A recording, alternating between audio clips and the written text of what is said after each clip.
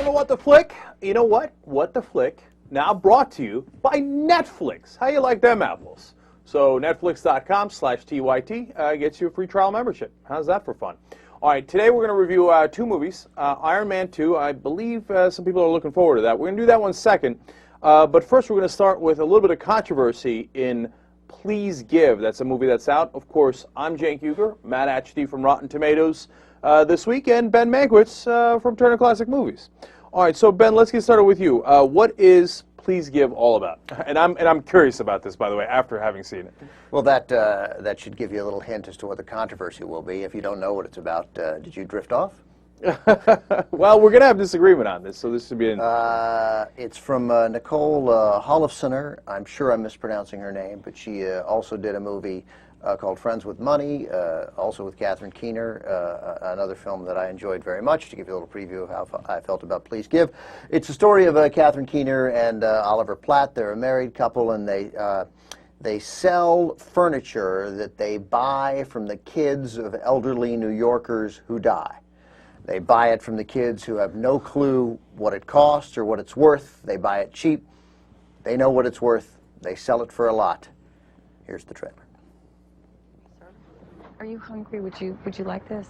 I'm waiting for a table. I'm so sorry. Really, we're very Please sorry. forgive me. You from the Salvation Army? She's from a store on 10th Avenue. I mean, it's probably junk. What do we ask for that? $5,000. That's great. Where do you find your stuff? We buy from the children of dead people. How nice. How's your grandmother? She's great. She's doing really well. They look at me like, is she dead yet? You're a vulture. Us buying that apartment has absolutely no downside. Her grandmother gets to live there. We're not hovering. Hi, Andra. You're gaining weight. Excuse me? You gain weight. It's her birthday in a couple of days, and I thought we'd have her over for dinner. You joking? You're a saint. Make a wish.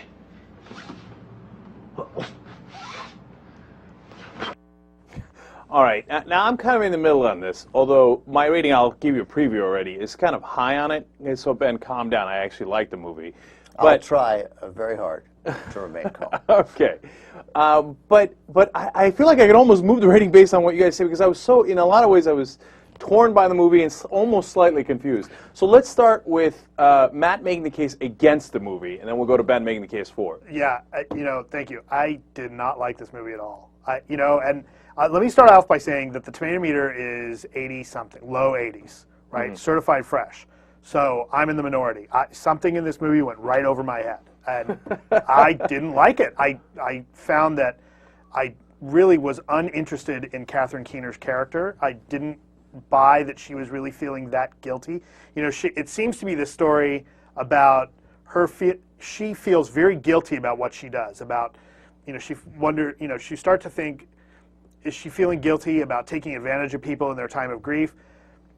I just didn't buy it. The whole conceit, I just didn't buy. Well, you know what? Let me go further, Ben. Yeah. Even though I'm more on your side, I don't know what the movie was about. Like, what was the theme of the movie? Let me ask it that way. Okay, I mean, I get the plot, but what was the theme? I don't know. I think the theme was about sort of conflict, about sort of who you imagine yourself to be and who you really are, about conflict, sort of internal conflict. I don't know that it was so much guilt as it was she was conflicted about who she was. You saw in the trailer there, and I left out in the description because it could have gone on and on, also conflicted about her relationship with her daughter, who has, I thought, wonderfully, for a change, seemed like a real teenager, full of pimples and slightly overweight, but still wants to buy the $200 jeans. And her husband, also overweight, but loves his wife, very charming, except wants to have sex with Amanda Peet, who's in it. And then Rebecca Hall. Who wouldn't, right? Who wouldn't, yes. And then Rebecca Hall, playing Amanda Peet's sister, really the other lead in the movie. They live next door. Catherine Keener and Oliver Platt have bought that apartment, and they're waiting for Rebecca Hall and Amanda Peet's grandmother to die so that they can redo their apartment. And you saw a wonderful scene of Catherine Keener try to give money to what she perceives to be a homeless guy, and it's just a black guy with a beard waiting for a table at a restaurant. Right. So she's always given money away to sort of make up for the conflict she feels about taking advantage of I know, but I'm not sure that was driving anywhere. Like, what did you get out of the movie? Why'd you like it? I thought those were incredibly real people. I think Catherine Keener is an exceptionally gifted actress, one of the top 10 actresses working today, and I think she's better when she's the lead actress. I think when she's a supporting player, her characters, while she's still terrific, but her characters frequently become quirky. Like, oh, there's Catherine Keener being the Catherine Keener role. When she leads, and she certainly shares the lead here with Rebecca Hall, I think she's excellent. And I thought there was sort of the internal struggle of sort of wondering sort of who you are, being conflicted about your own priorities. Because there were moments when she was admittedly like, no, can't we put a pillow over her head? Can she die now so we can begin to expand our apartment so we can knock down the wall and have a better bedroom? And then I thought legitimately wants to give money away to sort of get at peace with herself. And this is a small movie. Those are small conflicts, but those are the kind of conflicts that I have most days. I just couldn't feel any. I couldn't identify with her at all. The problem I had is the guilt that she seems to feel and the conflict. First of all, on a certain level, and maybe this is a lack of sympathy on my part, but nobody's holding a gun to the bereaved's head, to sell that furniture. Like, on more than one occasion, you see people that they're buying furniture from who just say, I just want to get rid of it. Well, okay, so what's so wrong with making money? Like, here was my real complaint about the furniture business there, which is that who's buying this crap? The fact that it's fashionable and hip drives me crazy. But the other problem, and the thing is, nobody can, I can't tell the difference between that's something that's supposed to be junk and something that's supposed to be but here's the other problem I had with the movie is that I felt like almost every female character was some iteration of Nicole Holofcener, right? It's her as a mom, or it's her as a daughter having problems with her mom, or it's her as a younger girl dealing with the death of an obnoxious older relative, right? I felt like they were all kind of poorly shaded versions of herself at some point in her life. And the other issue I had is I thought that the two male characters were, and this will sound a little weird because you normally hear this complaint about female characters. I felt like the two male characters had no depth at all. At all. Mm-hmm. I thought that, okay, so is the husband supposed to be kind of an oaf, and you're never given any realistic motivation for, the possible affair, except for that Amanda Peet is hot. That's all the motivation you need. But seriously, like, if you're going to talk about real characters, I found that he was not a real character really at all, because again, I felt like there was nothing to drive him into that. And then the boyfriend that Rebecca Hall gets, I thought was really Thomas Ian Nicholas from American Pie. I felt like there was nothing there either. That's right. That's the guy, right? Am I wrong? Yeah, that's right. That is. Yeah. He comes in, and one of his early lines on the second date is talking about how, Rebecca as the technician that runs the mammogram machine, that must be a great job. She gets to play with boobs all day. Yeah, and I thought that is such the way that, a woman may think, a man may think about that job. Right. I thought he was just trying to endear himself to her. I didn't love his character, but I didn't find that he was all that important. All right. So I'm in between you guys, but I'm sticking to my original rating after having listened to your mini debate on it. Because look, I'm with Ben on the characters. I thought the characters were great. I thought Catherine Keener was fantastic, and it led me to believe, yes, she's definitely. I mean, it reinforced that she's one of the top 10 actresses in the business, and she was different than she is in other roles. And I really liked her in that. I thought Oliver Platt's character was totally interesting. Yeah, I thought he was great. The boyfriend was nothing, but Oliver Platt I thought was fantastic. The problem with the movie is that there's no mystery. Like a movie needs to drive you a little bit so you don't get, I don't want to say bored, because I wasn't bored, but it was a little slow because there was nothing like, oh, what's going to happen around the corner? So I thought that was really missing. Wow. But at the same time, I really enjoyed the conflicts. I enjoyed the characters. And for me, like, I came out of this, you know how much I hated Greenberg, right? And nothing happens in that movie. In this movie, I don't think much happens, but the difference is they built characters that were interesting and conflicts that were interesting versus Greenberg went, wow, and built nothing.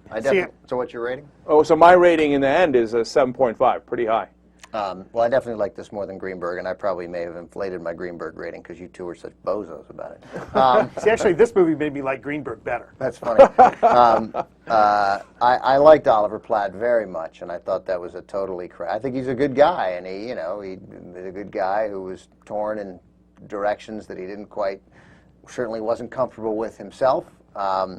And I loved the fact that the admission by both Amanda Peet and then eventually Rebecca Hall that their 91-year-old grandmother, who raised them both essentially after the tragedy in their lives, was a bitch. You know, and their frankness about that. I thought, you know, and you and I disagree on this often, Jank, or not often, but sometimes. And sometimes you're with me, though. I don't need anything to happen. As long as those characters are developed and I care about the story, which you obviously didn't, Matt, I don't need to have something happen around the corner. And I sort of like it when we don't, and we get the impression that, okay, tomorrow's Tuesday, and these people who we just met are going to have a Tuesday. So you wind up giving it a... I gave it a B+, which in my now revamped rating system, which I have to check, is I gave it an 8.0.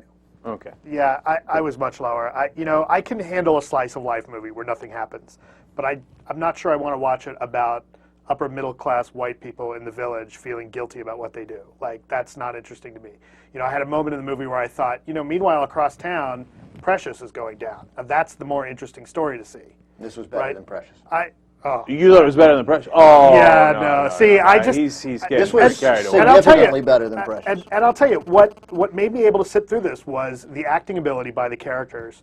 I mean, I thought the cast was fantastic, and I thought, you know, the movie's decently shot. The story didn't matter to me. The conflicts didn't matter to me.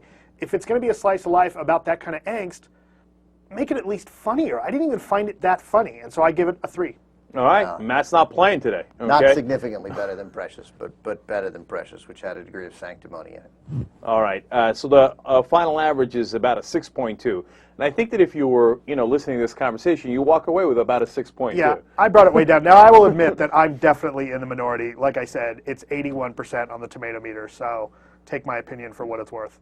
All right, fair enough.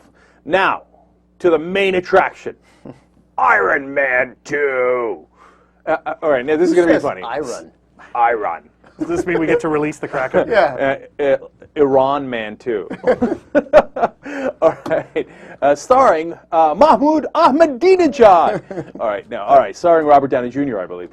Matt, I'm going to ask you the common question of, hey, what's this about? Well, you might remember Robert Downey Jr. plays Tony Stark, the comic book character, also known as Iron Man, built himself an iron suit after being injured and having this kind of sci-fi mechanical heart. He builds a suit that makes him really awesome, and you know, he's a superhero. It's the classic kind of guy. He's got the metal suit. He can kick amazing amounts of ass. But you know, the trailer can explain it better than I can. All right, let's do it. If you could make God bleed, people will cease to believe in him.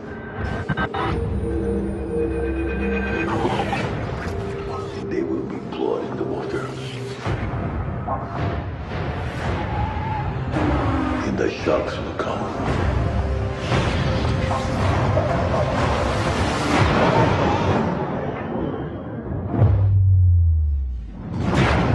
All I have to do is sit here and watch as the world will consume you. This whole lone gunslinger act's unnecessary. You don't have to do this alone.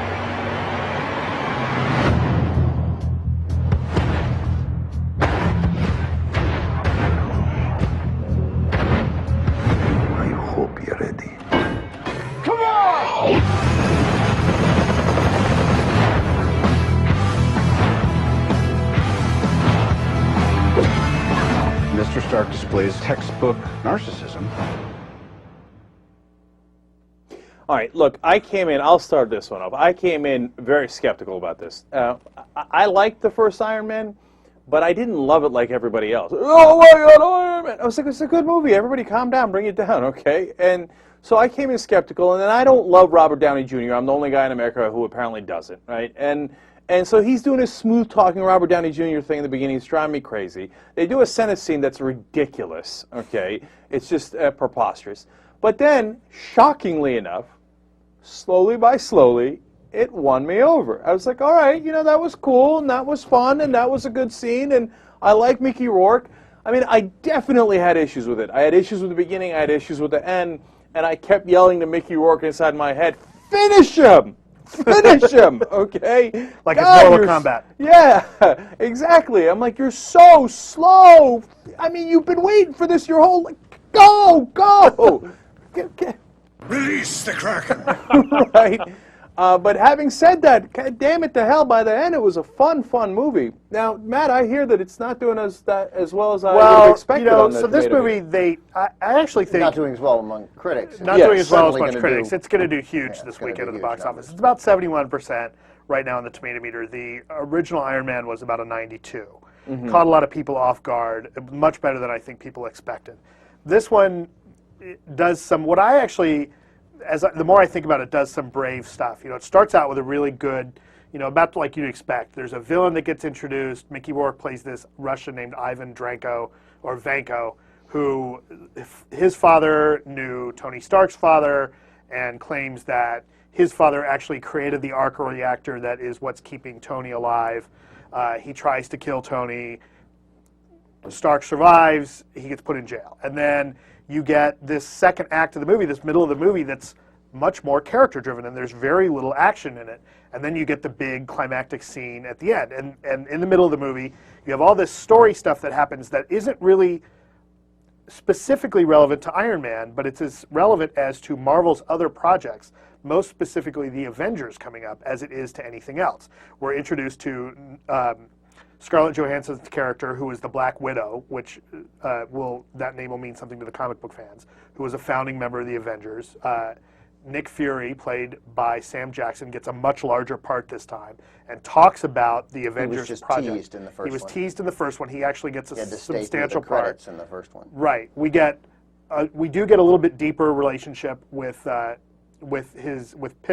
Pepper, his secretary, played by Gwyneth Paltrow, and then A little more than his secretary. well, to be right, fair. who is now the Right. CEO, right? She gets appointed CEO because Tony's busy. You learn that Tony's technology is killing him, and he needs something to, he needs more, to change. He needs more kryptonite, more dilithium crystals, unobtainium. more It's actually Jamba Juice. he needs unobtainium. That's what he needs. You know, and we also get his business rival, a character named Justin Hammer, played by Sam Rockwell. Now, does that sound like a lot of stuff? Yes. There's a lot that happens in that second act, and it really throws the pacing off. But that being said, none of those scenes did I find boring. The pacing's a little weird, but I enjoyed every scene in it. Now, I think that you could probably cut about 10 or 15 minutes out of the movie and be a lot tighter. But nonetheless, I really liked it. I'm going to give it a 7.5. All right, Ben. Well, I mean, I disagree with a lot of what Matt said there. Some of which I agreed with. I thought the pacing was excellent throughout. So did I. I think I'm that- in Ben. Again, I'm in Ben's camp. What's happening today? I think Bizarro that- world. I think you're wrong about that opening sentence scene. It's unrealistic, but it's a comic book movie. Now, that said, I'm not going to allow some things just because it's a comic book movie. And I thought Gary Shandling was so great that it overcame the fact that, yeah, obviously that's not what happens. And I just want to point out, since you know you guys have your basis on the political show, I'm shocked that no one mentioned the Second Amendment in that scene. Oh, the right to bear arms? Yeah. Well, you know, that they're trying to take Tony's suit, and he says, no, I'm going to keep my suit. And at one point, like, Oh yeah, that's I good. thought, It come would've on, been- it where's the would've been- Second Amendment? That's Come true. on. That would have been a fair mention. So I thought that that sort of worked in general, but there were moments then that I thought sort of betrayed their own set of rules, which I hate in every movie. I get that, you know, when he constructs his new system where he figures out a way to sort of save himself, that he doesn't hire contractors and he does it in an hour and a half. Right. Even though that's You need a montage. Right, I get that. But I don't get why toward the end of the movie he suddenly knows exactly where Gwyneth Paltrow is and can fly there instantly in an effort to save her. That breaks their own rules. It's a fairly realistic movie. He's a real person. There's absolutely no way for him to know that. That bothered me. A couple other things bothered me in a scene that's getting a lot of credit. Jon Favreau drying into the race in Monaco and driving through the... I hate stuff like that. Yeah, me too. Yeah. I thought the action sequences were fairly pedestrian when all was said and done in general.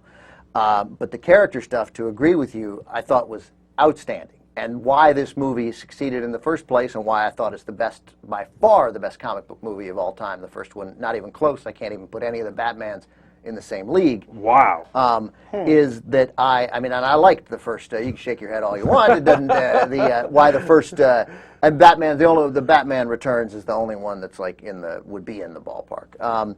But it's because it was character driven, and that made it so terrific. And Robert Downey Jr. did. And here, my fear was you add all these people. You add Don Cheadle, and you add Sam Rockwell, and you add Mickey Rourke. And it is character driven, and I think that's great, but I think that some of those scenes were unnecessary. You know, there's a scene where once Tony kind of starts to figure out that maybe he's been a jerk to Pepper all along, there's a scene where he goes back to, that scene where he goes back to her office, what's now her office, formerly his office.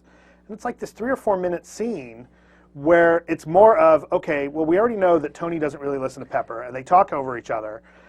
And do we really need that whole scene?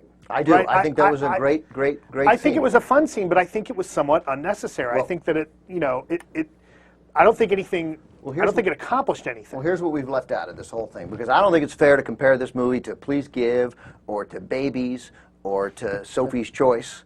I don't even think it's fair to compare it to Batman. I'm not even sure it's fair to compare it to any other action movie. What I've decided to essentially put it in the league with is sequels, which are so often below, to say nothing of action movie sequels. So, and while I don't think the action scenes were all that great, this was a great character-driven movie. I thought Jon Favreau, I thought the pacing was great. I thought he gave all these stars, I mean, counting, Sam Rockwell and Scarlett Johansson and Scarlett Don Johansson, Cheadle. who has never looked better, if you ask me. So great, and she always put her in a looks catsuit for 2 hours, and I'm there. And Paltrow, and like I said, Cheadle, Rourke, all these giant stars, and I thought he gave them all exactly the right amount to do. Nobody felt extraneous to me. And then, after all that, led by Robert Downey Jr., who I do think is outstanding, it was funny. It was exceptionally funny, and it had a great script, and he kept it moving. And then to me, it's just about the best action sequel in years. So I gave it another B+. I gave it an 8. All right. I also gave it an 8. I gave it the same exact score because I was, like I said, bothered by the beginning, bothered by the final fight a little bit. Some of the stuff like driving backwards at the race, I hate that, right? Me too. Yeah. But I thought it zoomed along. I thought it built great characters, and the action scenes were. What you need out of an action movie is coolness. Okay, we talked about this in respect to The Losers, and it was cool. I mean, I was like, I felt like a little kid, as like the two of them. Now there are 2 of them. That's from another. Okay, and that was badass. And then I don't think it was pedestrian at all as far as the action scenes. And I just meant that that's not what sold it. It was the humor. I mean, I laughed a ton. The audience laughed a ton. It was funny, and that I think added to the coolness more so than the kicking the drones. But so let me just say 2.5 real quick things. One, there was great cameos too. Everything was really well timed. Bill O'Reilly had a really nice cameo, and I was like, okay. It's funny. That pissed me off. Oh, really? No, I like that. Of course I don't like O'Reilly, but I thought he did a good job of making fun of himself. Let me tell you why. Because he doesn't get to come in and make fun of himself. And we don't get to say, oh, you're cute, you're part of it, it's okay. You get to come in and make fun of yourself. You're the cranky old conservative, ha, ha, ha, ha, ha. No.